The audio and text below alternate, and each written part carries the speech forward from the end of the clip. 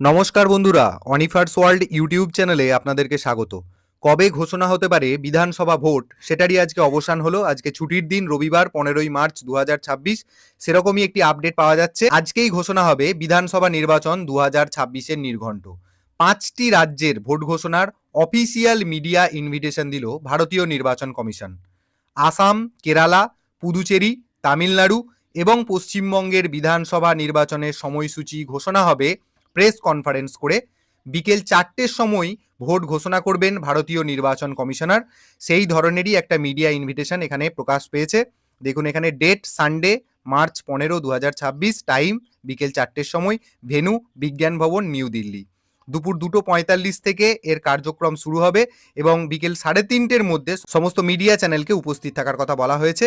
তো যাই হোক, রাজ্য নির্বাচন নিয়ে ছোট্ট এই আপডেটটি, ভিডিওটি আপনারা সকলের সাথে শেয়ার করুন এবং আপনারা যারা আমার চ্যানেলে নতুন তারা চ্যানেলটিকে সাবস্ক্রাইব করে নিতে ভুলবেন না।